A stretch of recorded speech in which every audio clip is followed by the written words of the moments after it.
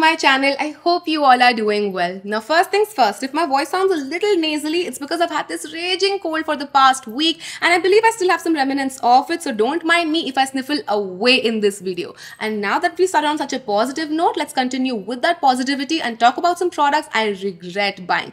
I do believe I have to preface this video with a couple of disclaimers because we live in the age of internet and having opinions in this age is just not it. I believe we're all in that place where we agree that skincare, hair care, makeup are super subjective. So some things that might be your favorite might be some things that I regret buying and vice versa. So let's just respect that. But secondly, I have to say that I try a lot of products out, and a lot of them also fall in the mediocre category. And these products are not those products. These are products that are bad, products that I would warn people against and tell them not to buy because they're that bad. See, products that are mediocre are not the best, but they're not the worst. So I don't think I need to warn people against them because there might be some things that work for specific people.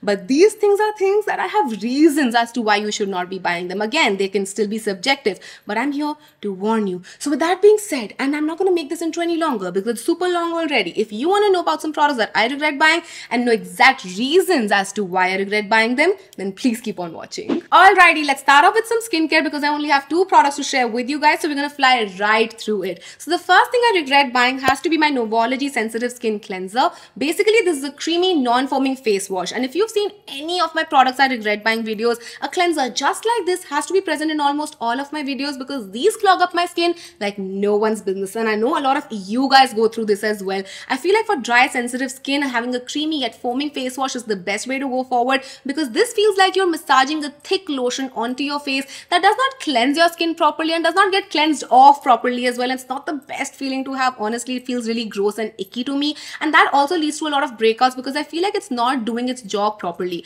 Now I'm honestly not asking for a foamy Surf Excel experience, but I'm also not asking for something that would not work and give me breakouts. So this one is something that I would not absolutely recommend to anyone out there. Now I love Novology's dry skin serum and their moisturizer. I've actually finished their moisturizer, but this one is a no-go. On to the second product I regret buying in the skincare category. I have my Acne Squad Breakout Blocker Serum. First of all, I do not know who approved this high amount of perfume into a product that's meant for your breakouts, and I'm not even against fragrances, but this is highly perfumed. But the main reason why I'm a little icky about this product is I don't know if you'll be able to see it or not, but there is some growth happening in this serum, and this is supposed to expire in the 7th month of this year. So I think I still have a good couple of months there, like 2 more months, but this growth has been happening for a while, so that is a little suspicious, not gonna lie, a little suspicious. But this did not even work on me that well. Again, I like a lot of products from Acne Squad, but this one is not it.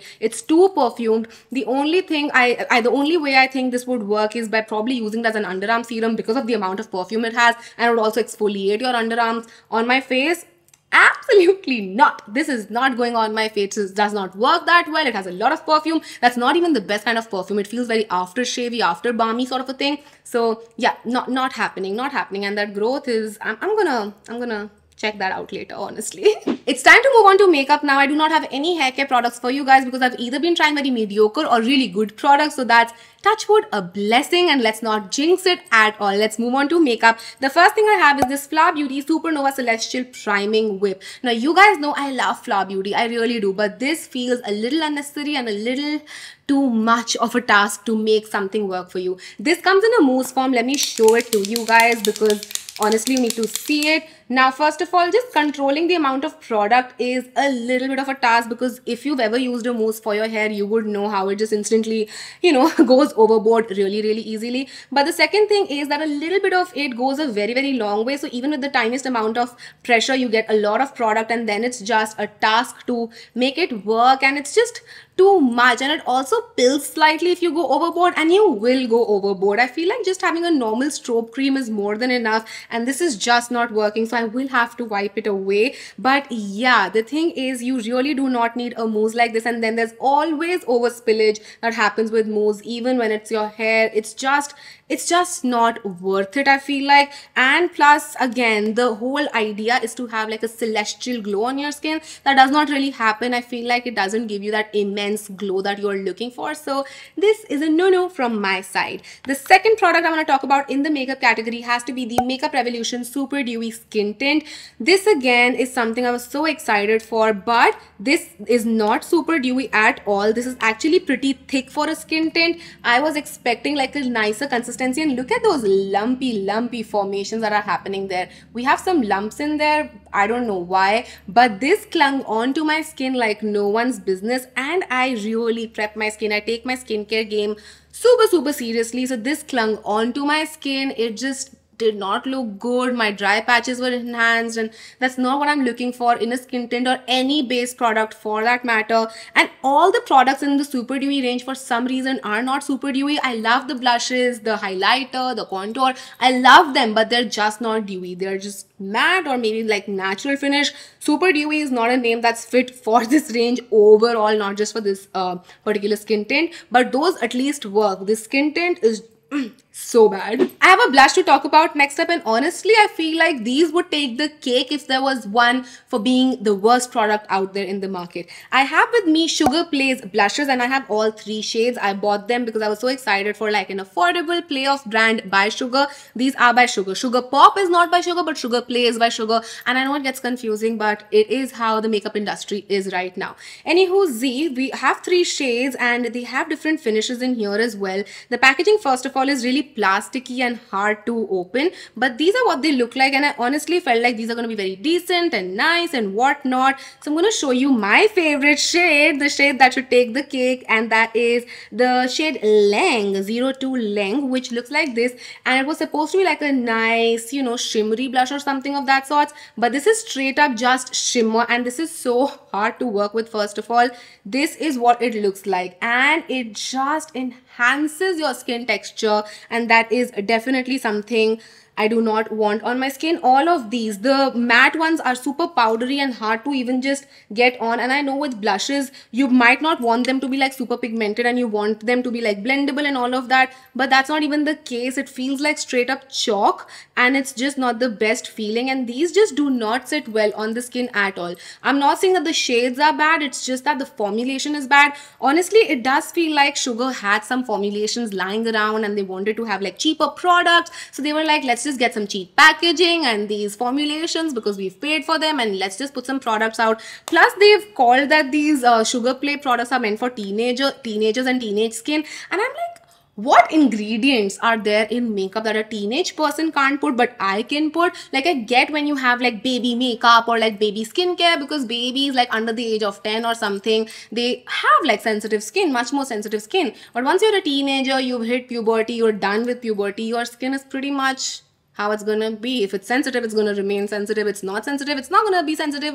I mean, you know what I mean, right? You know what I mean. So I'm just like thinking, what ingredients are you putting in the makeup that I can put on but a teenage person can't, and vice versa? So that was a little rabbit hole that I wanted to go down. I'm not gonna stay and talk about that in this video because it's just a marketing tactic, a gimmick, to be honest. So we're just gonna skip past that. But yeah, these blushes, so bad. We're already down to the last 2 products for this video. I told you guys, we have a very curated and niche list of things, of products that absolutely blew my mind for all the wrong reasons, and both of these things are eye makeup products. So let's start with the first one, which is a liquid liner by Lovechild by Masaba. This is called Wings for Your Eyes. Now, I did try a lot of Lovechild by Masaba makeup with you guys, so I will leave a link for that video somewhere on the screen so you can watch that video once you're done watching this video. But in a nutshell, I was disappointed with the brand overall. I had high expectations, especially because Masaba had some stellar collabs with Lakme and Nykaa in the past, but her own makeup brand is a little lackluster, if I may say so. However, this one is the absolute worst product that she's done, and the audacity to have the claims that this eyeliner has, beyond me. They claim that this is rich, pigmented, easy to apply, smudge proof, budge proof, and it's none of those. Now the texture of this one is a little thick and goopy, so getting an even line is a task in itself. Yeah, this is a little pigmented, it is black and all of that, but this is not smudge proof at all.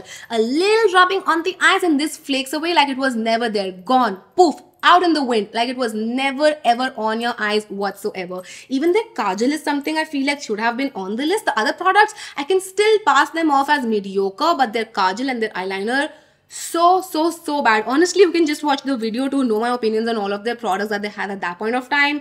So yeah, this is something I won't recommend to you guys at all. There's so many beautiful liners in the market these days, so this is not something you need to be spending your money on. And now onto the last product, and again, this one breaks my heart because this comes from Mars, and I really love Mars as a brand because I feel like they're bringing some great quality products at amazing prices, unheard of prices. But this one, which is their high top mascara, is not one of those products. Now, I opened a brand new packaging, brand new manufactured and packaged product, and this was completely dry. Like there is no mascara in there, and it's not an old product. Like it's not like I've had this since 2020 and I just opened it, so I can't blame the brand. This was manufactured in 2023, like the end of 2023. I opened it early 2024 or maybe like mid 2024, like you're not even at mid 2024, but you know what I mean, maybe Marchish. But there is absolutely nothing in there, and if I were you and I were to get a package like this from a brand, I would be offended. So I don't know if it's just the formulation that dried up in the packaging or they forgot to put in the mascara. There is some mascara because there is some clumps that comes out once you pull the wand out like that, but there is absolutely nothing in there. Nothing, nada. So yeah, I was a little sad with this one. I really need them to see what's up with their packaging maybe. But yeah, that is everything. Those are all of the products that I regret buying. Do let me know some products that you regret buying so we all have an idea of what to stay away from. But that's going to be it for this video. I hope you guys enjoyed this, and if you did, then don't forget to comment and subscribe. It would mean the absolute world to me. I'll see you guys next time. Till then, take care, and hopefully you don't have any regrets in your life, be it your vanity or your personal life out there. I'll see you guys next time. Till then, take care. I love you all so much. Mwah. Bye.